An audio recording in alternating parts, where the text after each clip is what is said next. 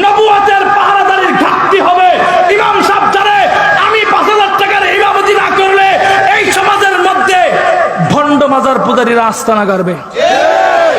ইমাম সাহেব চতুর্দিকের কথাগুলো বিবেচনা করে ইমাম সাহেব আল্লাহর কাছে প্রতিজ্ঞা করে, আল্লাহ গো 5,000 টাকা বেতন পাওয়ার পর আমার এক মেয়ে রাবেয়া বসরি মামিসিং মাদ্রাসায় পড়ে, ওরে আমি ভর্তির টাকা দিতে পারি না, বাকি রাইখা আমি ভর্তির টাকা আর পরীক্ষার ফিস গুলা দেই।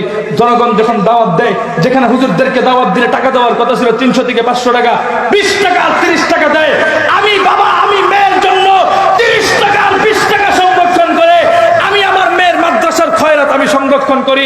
আল্লাহ গো আমার আপত্তি নাই, কিন্তু আল্লাহ আমি এই সমাজের মধ্যে ইমামতির দায়িত্ব বহন করতেছি শুধুমাত্র তোমার নবীর ওয়ারাসাত নবুয়তের দায়িত্ব পালন করার জন্য।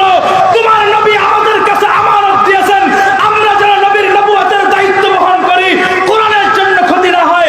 খোদার কসম খেয়ে বলি, প্রত্যেকটা মাদ্রাসার শিক্ষক আর ইমাম সাহেবরা 5,000 টাকার ইমামতি করে শুধুমাত্র নবীর কোরআন আর নবুয়তের পাহারাদারি করার জন্য। না হয়তো খোদার কসম খেয়ে বলি, কোন ইমাম সাহেব তোমাদের এলাকায় 5,000 টাকা তোমার কমিটির গোলামি করার জন্য কেউ এলাকাতে থাকতো না।